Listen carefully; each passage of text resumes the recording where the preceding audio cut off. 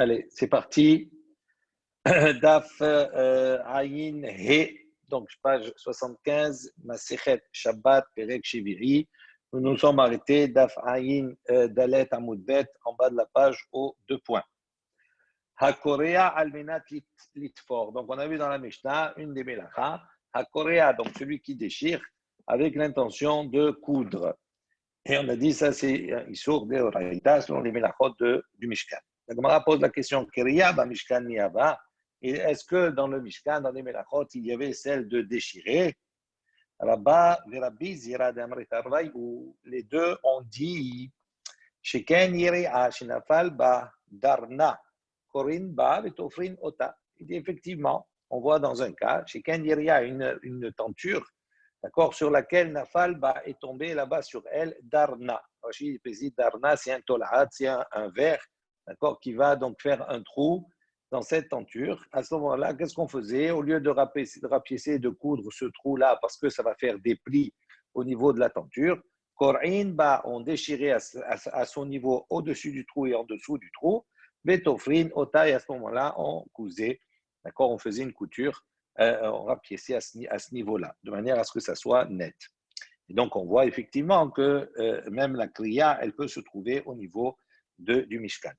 Amar Rav Zutra Bartouria, Amar Rav. Donc Rav Zutra Bartouria a dit au nom de Rav, Hamotea Chut Shel Tefira Beshabbat Hayav Hatat. Donc celui qui va Hamotea, qui va tendre Chut, un fil, Shel Tefira de couture. Ça veut dire que c'est un fil, d'accord, s'il tend, en tendant ce fil-là, il va faire rejoindre deux parties qui étaient séparées.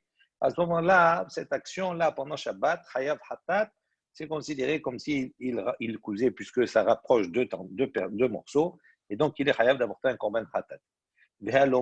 Donc ici, on va voir ici des enseignements, puisqu'on a parlé de Rav Zutra Bartouria, on va apporter au nom de Rav certains enseignements, différents enseignements qu'il a rapportés, qui ne sont pas obligatoirement en relation les uns avec les autres. Davar ehad min hamagosh. Tout celui qui apprend une chose, min hamagosh, magosh c'est un hérétique. Chayav mita, il est condamné à mort.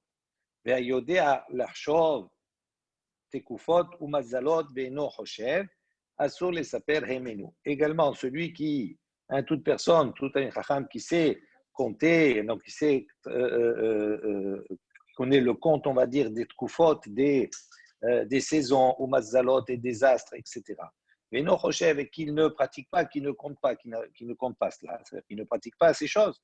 Assour, il est interdit pour nous, les saper hemenu, d'accord, de mentionner des halachot, d'accord, qui proviennent de lui, donc un halachot qui a été rapporté par lui. Megouché, Mekushta, Rav Shmuel Hadamar, Harshe ve Hadamar Gedoufé. Donc, à propos de Megoushta, donc Megoushta, on a dit cet hérétique-là, Rav Shmuel, il y a une discussion entre les deux. Hadamar, un dit, Harshe, qu'est-ce que ça veut dire Megoushta, ma gauche? Il dit Harshe. Harshe, Rachid précise, c'est quelqu'un qui fait de la sorcellerie, un sorcier. Et Hadamar, Gdoufé. Et un, il dit non, Gdoufé, c'est quelqu'un qui blasphème. Donc, ça, c'est la marlouquette entre Rav Shmuel sur la définition de Megoushta. Tisayem des Rav, donc on conclut qu'on tend plutôt vers la définition de Rav, de Amar, car il a été dit Gdoufé de Amarav Sutra, Bartouvia, Amarav. Il dit Gdoufé, ce qui a été dit, que ce que Rav Zutra a dit au nom de Rav, Halomed Davar Ehad Midam Magosh Hayamita. Donc, qu'est-ce qu'il a dit, Rav Zutra? Il avait dit tout celui qui apprend une chose du Magosh. Donc, si on tient de l'opinion de Rav, c'est un blasphémateur. Donc, si lui qui apprend de lui, Hayamita, il est condamné à mort. Et si maintenant tu vas dire que Magosh, c'est quoi? C'est un sorcier. Il dit Hakativ, pourtant il est écrit dans la Torah, dans Barim Lot, Tilmad la asot aval ata lamed le havin uhul orot. Donc on a un passage qui nous dit effectivement qu'on n'a pas le droit d'apprendre d'un sorcier la asot pour pratiquer, pour faire la sorcellerie. Aval, mais en revanche, ata lamed, tu peux apprendre de lui les havin uhul orot pour comprendre et pour enseigner, pour comprendre le système, mais pas pour pratiquer. Apprendre, donc on voit qu'on a le droit, donc on ne peut pas être hayamita sur cela. Tistayem. Donc, on conclut que ça va selon la définition de Magosh. C'est quoi selon la définition de Rav qui a dit c'est quelqu'un qui blasphème. Amar Shimon ben Pazi, Amar Rabbi Yoshua ben Nevi. Donc Rabbi Shimon ben Pazi a dit au nom de Rabbi Yoshua ben Nevi, Mishum bar Kapara, au nom de bar Kapara, Kol hayodea lachshov batkufot ou mazalot, ve'eno choshev alav hakatuv omer. Il dit tout celui qui connaît, qui sait, d'accord, calculer les comptes des saisons, des mazalot, des astres, etc., et qui ne le fait pas, qui ne pratique pas, à ce moment-là, il est écrit à son propos, ve'et po'al Hashem lo yabitu. Et donc les actions d'Akadosh Baruch Hu ne verra pas, ou ma'aseh yadav, et l'œuvre de ses mains, l'aura où il ne verra pas également. Amar Bishmoel bar Nachmania, Amar Biohanan, Rabbi Shmuel bar Nachmania a dit au nom de Rabbi Yohanan, Minayin shemizvah ala adam lachot kufot ou mazalot. D'où sait-on qu'il y a une mitzvah, un commandement, on va dire, une bonne action, une bonne chose pour l'homme que de compter, que de pratiquer, de faire les tkufot et les mazalot. Chez Nehemar, comme c'est marqué dans le passage, kushmartem va asitem. Vous garderez, vous ferez, ki hi chochmatrem ou vinatrem. Comme vos sagesses et vos compréhensions, les aînés ha'amim, aux yeux, d'accord, des nations. Il dit ezo chochma ou bina. Qu'est-ce qu'on appelle chochma ou bina? Chez les aînés ha'amim, qui est aux yeux des nations, qui est pas par rapport aux nations. Ave Omer, Zehishev, Tekufot ou Mazalot. C'est cette chochma là, cette sagesse de pouvoir calculer les saisons et les astres. Ensuite, on revient à la Mishnah, on avait dit Hatzad, Sevi, Vechoulé. Donc, quelqu'un qui chasse le cerf, etc. Tanura Banan. Les Chachamim ont enseigné Hatzad, Hillazon. Donc, quelqu'un qui est un pêcheur de Hillazon qui va chasser ces mollusques ou ces poissons-là pour la teinture, pour teindre avec son sang teigné en bleu azur, et donc qui presse ce Hillazon-là pour faire sortir le dam, le sang. Et non hayab et la ahat. Donc, selon le Tanakama de cette baraïta, il est hayab que d'une melacha, c'est-à-dire la melacha de chasser. Rabbi Yehuda Omer, Rabbi Yehuda dit hayab shtaim. Lui dit non, il est hayab deux melachot. Chez Hayar, Rabbi Yehuda Omer, car Rabbi Yehuda il a dit Petsia bichlal disha. Il dit parce que le fait de presser, ça rentre dans la melacha de disha, c'est-à-dire de battre. D'accord? On sépare comme ça.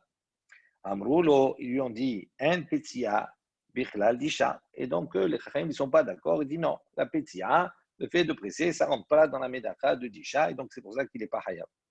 Amar Rava. Rava il dit Maïta Amad Rabbanan. Maintenant, on va essayer d'expliquer quelle est la raison des Chachamim. Eux, ils ont dit qu'il est hayab un seul cas, c'est-à-dire la chasse. Kassabri, donc les Chachamim, ils pensent. Indisha et la Ligidule Karka. Dit pourquoi, quand on le presse, on n'est pas, c'est pas considéré comme la melacha de Disha, de battre. Il dit parce que cette melacha-là, uniquement Ligidule Karka. Il pense s'applique uniquement pour les choses qui poussent de la terre. Et ici, ce n'est pas le cas, parce que ça vient de la mer. Donc, ça ne peut pas être assimilé à cette melacha-là. Alors, on dit au Chachamim, il dit pourquoi il n'est pas hayab ici pour avoir tout simplement pris une neshama, d'avoir tué. Donc, quand il le presse comme ça, il va tuer l'animal. Et donc, il est hayab aussi d'avoir tué. Amar Biohanan, il répond, il dit, je sais pas, non, il dit là, quand les Chachamim ils ont dit qu'il est hayab d'une seule melacha, c'est dans le cas où il était déjà mort, et donc ils l'ont pressé pour sortir le sang. Et il est déjà mort, donc il n'y a pas cet interdit qu'il transgresse. Rava Amar, Rava il dit, Afilu Tema, tu peux même dire que ici les Chachamim ils parlent dans quel cas, je sais pas, qui sont en train de presser l'animal, d'accord, le hilazot quand il est encore vivant. Et alors pourquoi il n'est pas hayab? Mit'asek hu etzel netilat neshama. Il dit pourquoi? Parce que ici il est mit'asek. Ça veut dire quoi mit'asek? Ça veut dire lui maintenant, il n'est pas en train de faire cette action de presser pour tuer l'animal. Lui, il fait ça pour récupérer le dam, pour récupérer le sang. D'accord? Donc ça veut dire que comme il est occupé à une autre chose, il n'est pas mikaven maintenant de tuer, donc il n'est pas hayab. Veha Abaye, Rava de Amrita Rayu. Il dit à ce sujet, Abaye et Rabba, ils ont dit tous les deux, ils sont d'accord, Modé Rabbi Shimon bipsik resha velo yamut. Est-ce que ça veut dire que Rabbi Shimon est Modé Rabbi Shimon, il est d'accord. Psik resha velo yamut. Ça veut dire quoi? Il y a un principe. Il dit que ça veut dire être en train de presser. Psik resha, ça veut dire mot à mot. Si on a coupé la tête à un poulet, par exemple, c'est évident que la conséquence, il va mourir. Donc même si tu vas dire, il n'a pas la kavana de le tuer, mais une fois que tu lui as coupé la tête, c'est évident qu'il va mourir. Donc la même chose ici, quand tu es en train de presser pour presser son sang. c'est sûr qu'il va venir à mourir. Donc, comment tu peux dire c'est moutard pour lui ça? Il dit Shani Acha. Il dit c'est différent ici dans notre cas, même s'il y a ce psychrécha, ça veut dire il y a cette évidence-là qu'il va mourir. C'est différent dans le cas du Hilazon. Pourquoi? Parce que ici, quand il va presser, il va faire attention justement à ne pas le tuer. Pourquoi? Parce qu'il y a quelque chose qui est favorable à lui, qui est bien. C'est-à-dire, tant qu'il n'est pas mort, le sang qui va presser, ça va être un avantage pour lui, c'est mieux. Pourquoi? Parce qu'à partir du moment où il y a une différence entre un hilazon qui est mort et un hilazon qui n'est pas mort, au niveau du sang qui va couler et après la teinture qu'il va utiliser. Il dit quand il est mort, s'il presse son sang après qu'il soit mort, ben, il n'y a pas la même qualité que quand l'animal il est vivant. Et donc, quand il est vivant, il va faire attention à tirer un sang qui est le tzilet tzivaï. Ça va éclaircir, d'accord, la teinture. Et donc, ça va être une qualité supérieure. Donc, comme ici, il va faire attention à cela, même si après, il va effectivement mourir par la suite, la kavana première, ce n'est pas de le tuer, et au contraire, c'est la kavana de le laisser vivant, et donc c'est pour ça qu'il n'est pas hayav sur cela.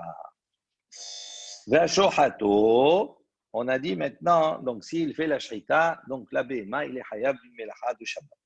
Shochet mishum mai hayav, le shochet, au moment où il fait la shrita, il fait donc l'égorgement, il dit pourquoi il est hayav. J'ai dit, shochet mishum mai mehayev, il dit pour quelle raison, j'ai dit pour quelle raison il serait hayav quand il fait la shrita. Il dit shrita b'melechet hamishka echa, il dit la shrita dans les travaux du Mishkan, où c'est qu'on trouve. Il dit où on va trouver. Si on va dire c'est à propos de Me'orot Elim Me'odamim, c'est-à-dire pour pouvoir après avoir les peaux. Il dit pour quelle raison on a besoin de préciser Shrita? Shrita, c'est un acte particulier. C'est-à-dire même s'il tue la bête d'une autre manière, il l'étrangle. Là, il peut utiliser ses peaux. Donc la Shrita, il dit c'est quelque chose de particulier. Alors pourquoi il a utilisé Shrita pour dire que c'est une mélacha de Shabbat? Rav Amar Mishum Tsovea. Donc Rav Amar, il dit quand il fait la Shrita, il est Chayav Mishum Tsovea. Il est Chayav, pourquoi? Parce qu'il a accompli une autre mélacha qui s'appelle Tsovea. Tsovea, c'est quoi? C'est teindre. On va dire quand il fait la Shrita, le cou de la bête, par l'écoulement du sang, il teint, d'accord, le cou de la bête. Et donc il est Chayav, pas parce qu'il a fait la Shrita, mais il est Chayav parce qu'il est Tsovea, parce qu'il a teint. Ou Shmuel Amar, tandis que Shmuel il dit Mishum Netilat Neshama. Shmuel il dit non, il est Chaya. Pourquoi? Parce qu'il a pris la Neshama d'un animal, donc il l'a tué pendant Shabbat. Alors maintenant, on va essayer d'expliquer. Mishum Tsovea'i, Mishum Netinat Neshama Lo. Il dit pourquoi? Quand Shmuel il dit,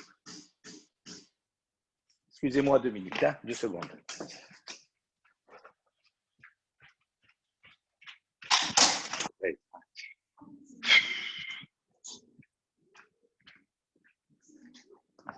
Pardon, on reprend. Donc, quand Shmuel a dit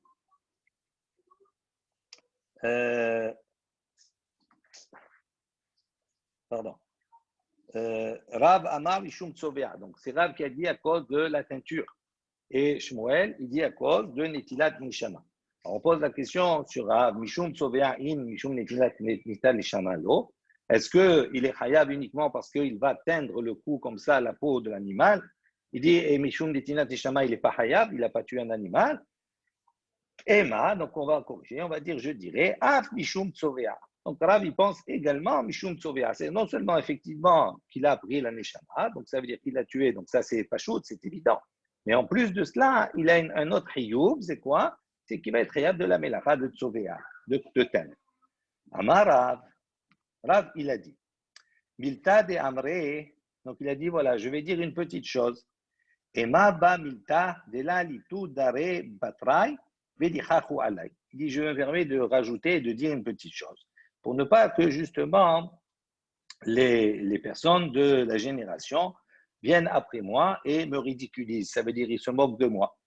Pourquoi? Parce que quand on va dire Mishum Tsovea, c'est-à-dire la personne est en train d'abattre un animal, la seule melacha qu'on a trouvée, Mishum Tsovea, parce qu'il va colorer le cou avec le sang. On ne comprend pas bien ce que ça veut dire. Même nous, ça nous fait rire. Alors il dit, il va rajouter, il va préciser pour ne pas qu'on vienne à se moquer de lui. Sovea b'mai nihale. Il dit, quelle satisfaction on a quand on va teindre ici le cou de l'animal. En vérité, quand on fait une melacha, quand on fait quelque chose, il faut qu'on en tire un profit, il y a une satisfaction.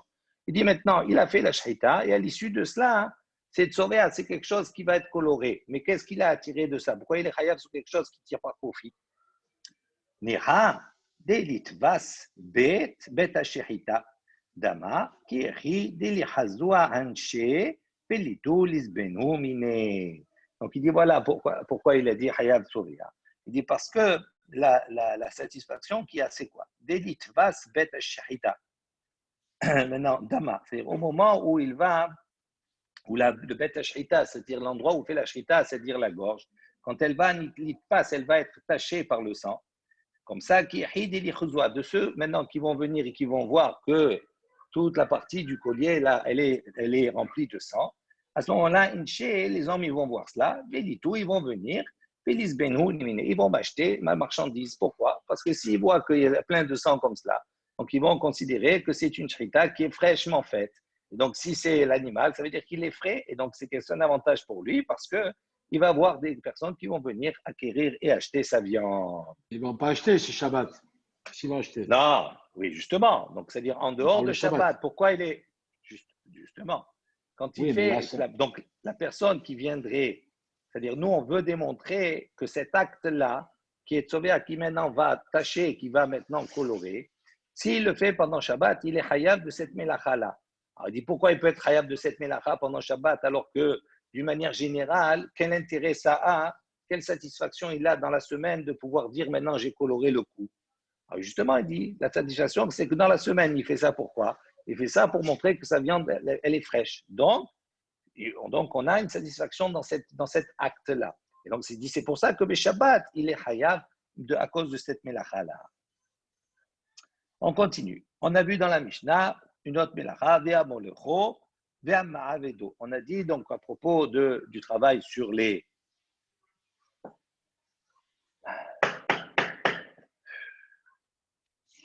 travail sur les peaux, on a dit on les sale et on les travaille, d'accord, on les tanne.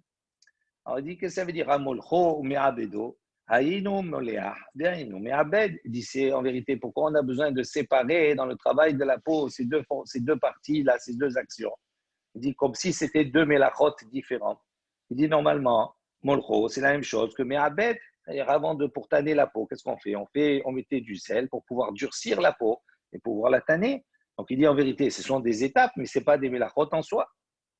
Rabbi Yochanan et Resh Lakish d'Amrei Tarbayou. Les deux, ils ont enseigné, ils ont dit Hapik had minayu, ve'ayel sirtut. Il a dit alors enlève une des deux, molcho ou me'abedo, d'accord, enlève une des deux. De manière à ce que le compte il soit au niveau de 38, mais la chod, et tu rajoutes, et tu rajoutes à la place sirtout. Sirtout, c'est quoi? Ça veut dire on trace, on faisait des lignes, on traçait sur les peaux, comme un patron, on traçait pour pouvoir après découper juste ce qu'il fallait. Et donc il dit ça, c'est quelque chose qui se faisait, et donc ça fait partie des mélachot. Donc on lève ça et met sirtout à la place. Amar Abba Barav Huna, donc Rabba Barav Huna a dit, Ayman de Malach Bisra, Hayam Mishum Me'abed. Donc lui, il pense que celui qui sale la viande, de manière générale, pas pour travailler la peau maintenant, mais saler la viande, il est Hayam Mishum Me'abed. Si bien en Shabbat, il sale la viande, on lui dit qu'il est Hayam comme s'il est Me'abed, comme s'il a travaillé la peau. Rabba Amar, En Iboud Ba'uchalim. Lui, Rabba, il dit non, il n'y a pas de Iboud, il n'y a pas de travail de la peau dans la nourriture. Ça, c'est uniquement pour travailler les peaux. Mais quand on veut manger quelque chose, même si on sale, il n'y a pas de issour dans cela. Amar Rabashi, Filou Rabba Baravuna, Lo Amar Ela Dikaba'e le Orcha. Donc Rabashi vient préciser, il dit même selon Rabba Babaruna qui a dit que celui qui sale la viande pendant Shabbat, il est chayav d'apporter un korban hatat parce que c'est considéré comme s'il est me'abed, comme s'il tannait la peau. Il dit ça, on parle uniquement, lui il est d'accord pour dire ça uniquement s'il sale la viande, les orcha, c'est-à-dire pour aller en chemin, pour la transporter avec. Il dit quand il partait en chemin, il avait besoin de saler la viande beaucoup pour qu'elle puisse se conserver. Et donc, qu'est-ce qui se passe? Quand on met beaucoup comme ça durcit à ce moment-là la viande pour la conserver. Et donc, pour lui, il dit c'est la même chose que la mélacha, de saler beaucoup la peau pour pouvoir la travailler. Aval et bêta, mais si c'est pour la saler, pour la maison et pour la manger, à ce moment-là, l'homme échavé inish michle aetz. À ce moment-là, c'est sûr que les personnes ne vont pas venir à manger du bois. Donc, ils ne vont pas vouloir saler beaucoup. S'ils salent beaucoup, cette viande elle va devenir comme du bois. Et donc, est-ce que les personnes ils veulent manger du bois? Il dit non. Donc là, même dans cela, il met une nuance. Ensuite, on a dit ve'am mahako, ve'am hatecho. Donc, on a dit ici, on est mahak, on va lisser, ou bien mehatecho, on va couper. Amar Rabbi Aha bar Hanina. Donc, Rabbi Aha bar Hanina a dit Hashaf ben ha'amudim beshabbat, hayav mishum memahek. D'ici, quelqu'un maintenant, il y avait des amudim, il y avait des piliers, etc. Et si Hashaf, il frotte là-bas, il passe, d'accord, il frotte, il marche entre les piliers. Donc, il dit Beshabbat, c'est hayav. Pourquoi mishum memahek? Parce que c'est considéré comme s'il lissait. Parce que là-bas, le sol était fait en terre. Et donc, marcher comme cela, et frotter le sol, c'est une manière de lisser le sol. Et donc, c'est mishum memahek. Amar Bihiya Barabba, Rabbi Hiya Barabba, il a dit Jadvarim Sahli Rav. Rav, il m'a parlé, il m'a raconté trois choses. Il m'a enseigné trois choses. Ravashi, pardon. Jadvarim Sahli Ravashi. Mishme de Rabbi Ushua ben Nivi, au nom de Rabbi Ushua ben Nivi. Hamgarer Raché Kelun Sot. Donc celui qui est Megarer, qui va maintenant raboter, il va tailler la tête des Kelun Sot, ce sont des poteaux. Il les taille pour qu'ils soient pointus et pour qu'ils aient tous la même dimension. Et c'est ça, il dit ça, Beshabbat. S'il fait ça, Beshabbat, Hayav Mishum Mechater. Il est considéré, il est Hayav comme s'il est Mechater, il a coupé. Un Mechater, rappelez-vous ce qu'on a dit, c'est coupé d'une certaine manière où on veut qu'il y ait une certaine égalité, coupé régulièrement, etc. La deuxième chose, si quelqu'un il va maintenant étaler retia, c'est-à-dire un pansement ou une pommade, etc., sur une blessure ou sur une plaie, beshabbat, sur la peau pendant Shabbat, il est hayab mishum emahek, comme s'il a lissé également. Ve'am satet het ha'even beshabbat, hayab mishum maka bapatish. Donc maintenant, si quelqu'un il va amsatet et à even, il va ciseler la pierre, il va tailler la pierre, d'accord? Le Shabbat pendant Shabbat, à ce moment-là, il est hayav mishum maké bapatish. Maké bapatish, ça veut dire quoi? C'est donner un coup de marteau, c'est-à-dire de donner le dernier coup pour finaliser, on va dire, la melacha, pour finaliser l'objet. Amar Rabbi Shimon ben Kisma, Rabbi Shimon ben Kisma a dit, Amar Rabbi Shimon ben Lakish, au nom de Rabbi Shimon ben Lakish, Hatzar Sura Bicheli. Donc, si quelqu'un il va maintenant façonner, il va faire une soura, une forme dans un keli, où il va souffler tout simplement un ustensile en verre. Il va souffler un verre ou un vase, peu importe.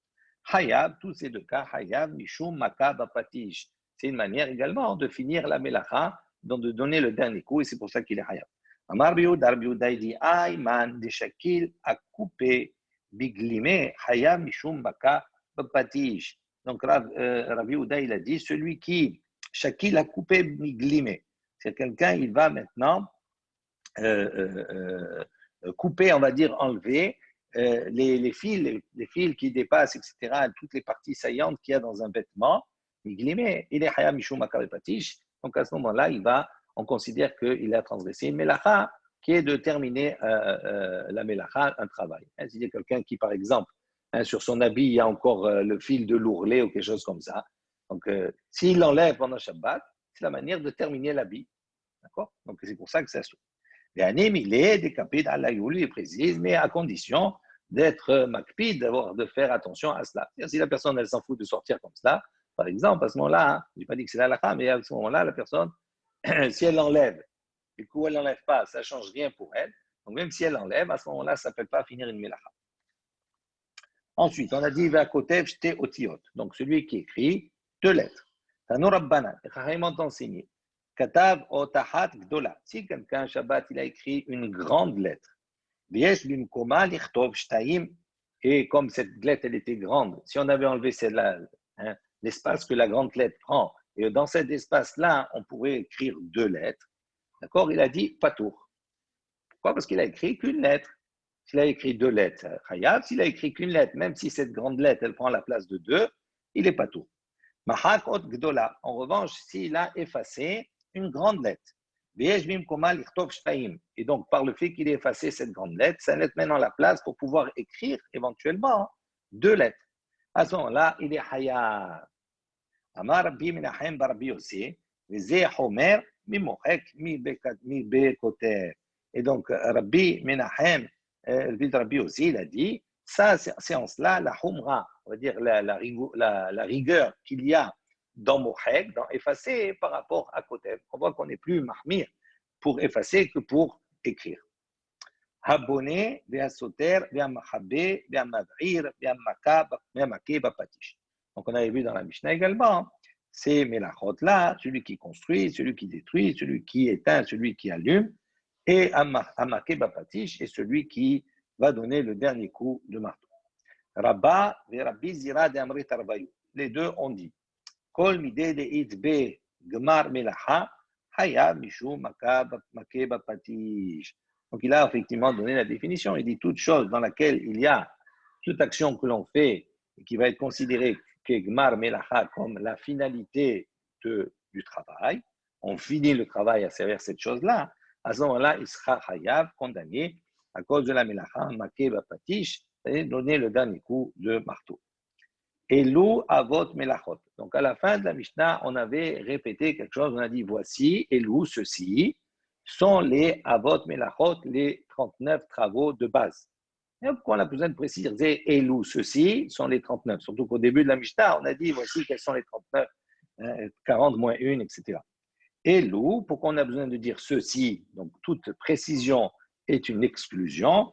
Donc, c'est pour ça que l'Agmara dit Elou, c'est les apouké, c'est pour exclure Midi Rabbi Eliezer, l'opinion de Rabbi Eliezer, des Mechayev al Tolada, Bimkom Av.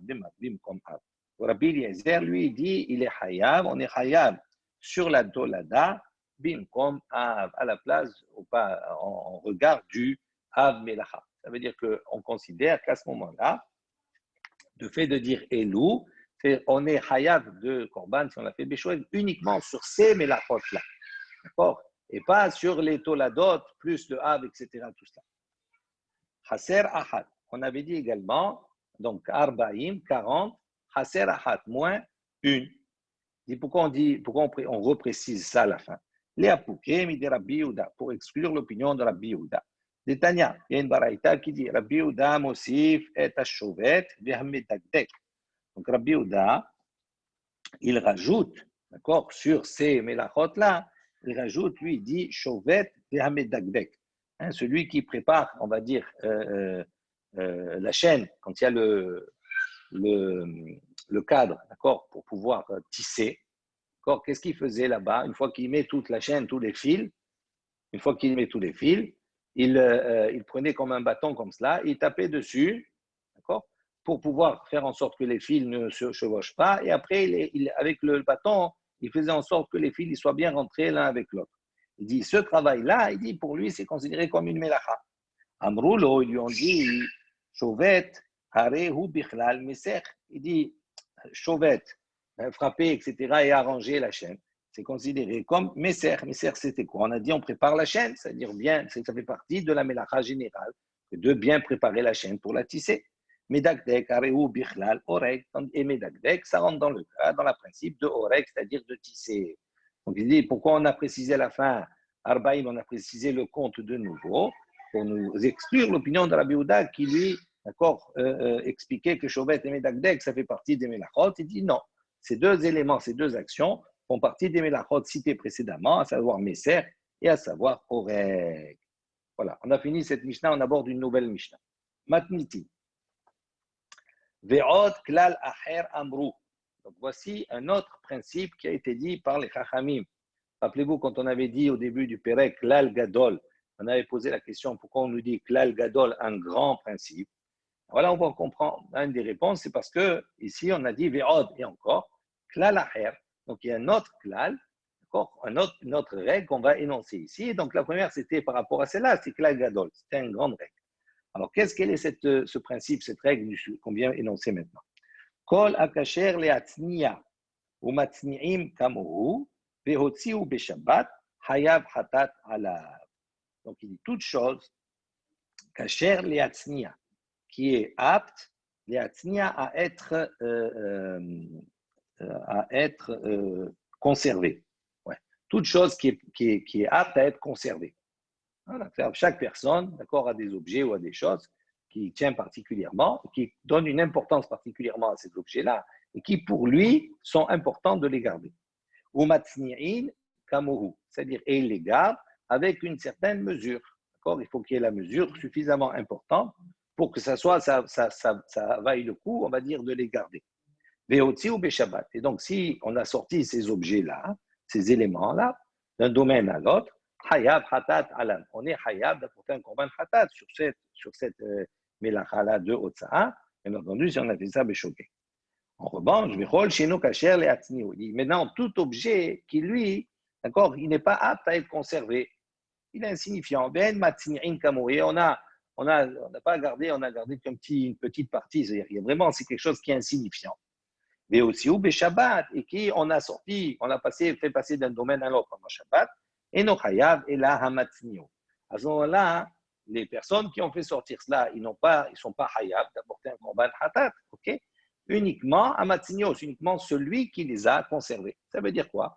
Ça veut dire que si pour moi une petite épingle, je donne un exemple, n'importe quoi, une épingle, c'est quelque chose pour moi qui m'est précieux à moi de conserver, d'accord?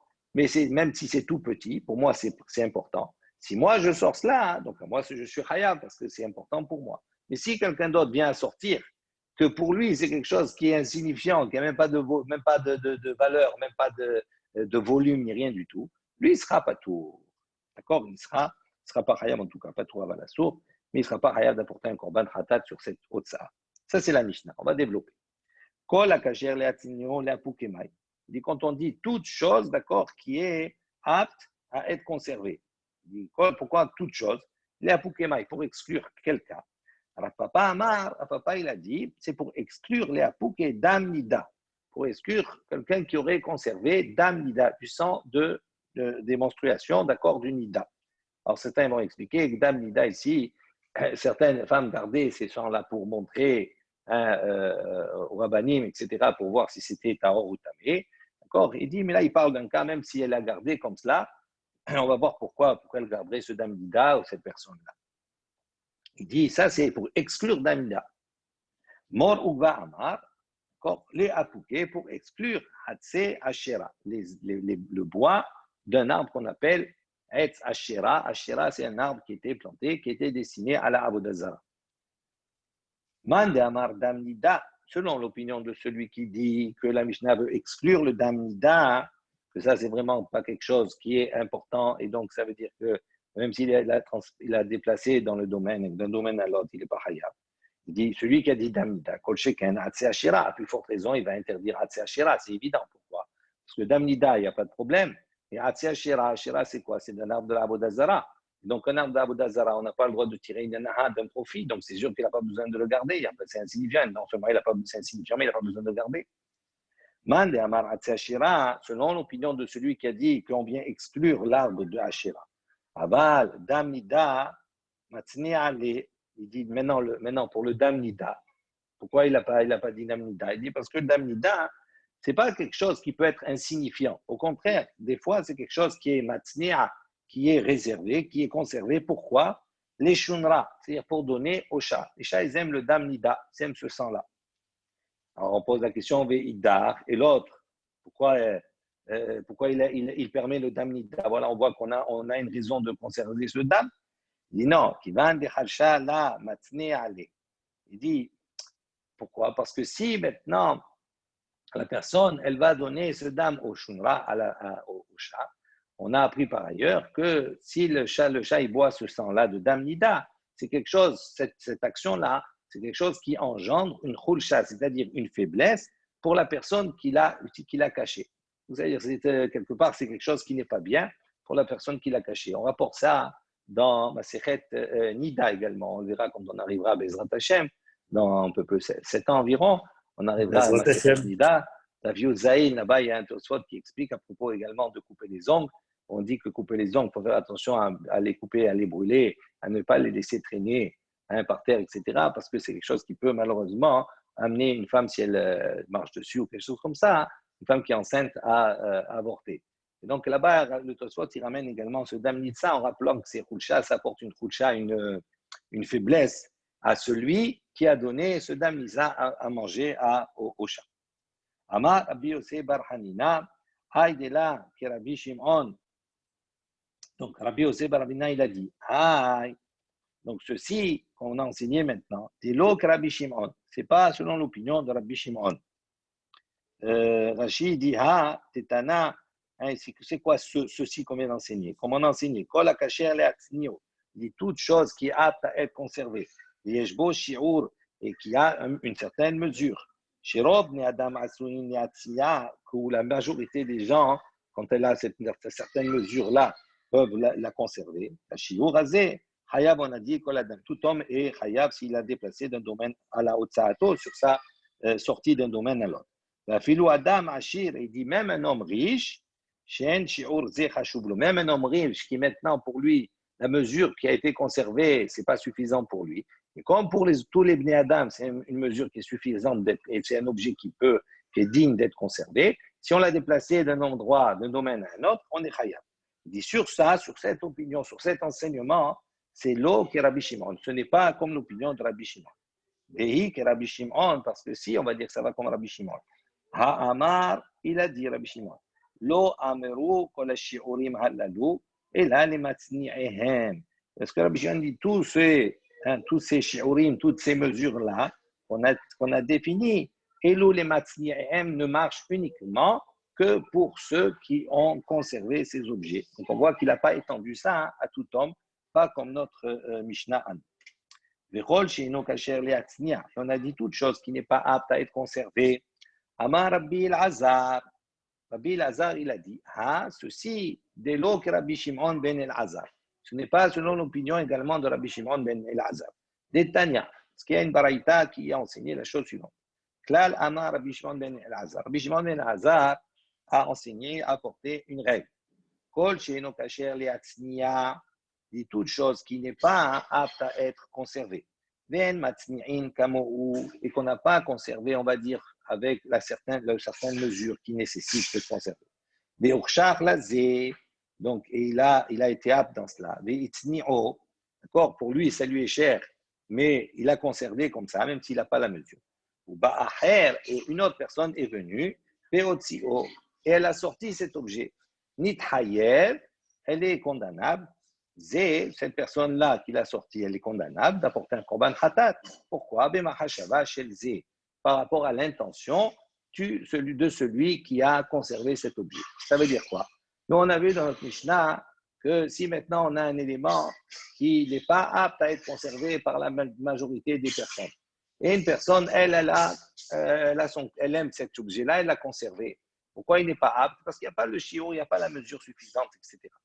Maintenant, si une personne qui, elle, n'a pas d'intérêt particulier sur cet objet-là, elle a pris, elle l'a sorti. On a vu dans notre Mishnah, il n'est pas tour, il n'est pas hayab, uniquement la personne qui l'a conservé qui est hayab, s'il le déplace d'un domaine à l'autre. Tandis que Rabbi Shimon ben el-Azar, lui, n'est pas d'accord. Il dit même la personne qui, elle, n'a pas d'attache par rapport à cet objet-là, sort cet objet-là, elle est hayavet. Pourquoi? Par rapport à la pensée de celui qui a gardé l'objet et qui l'a conservé au départ. Donc, c'est complètement une autre opinion. Voilà, on va s'arrêter ici pour le DAF d'aujourd'hui. Demain, on développera une nouvelle Mishnah. Chazak ou Baruch. Bruchim Tiyou.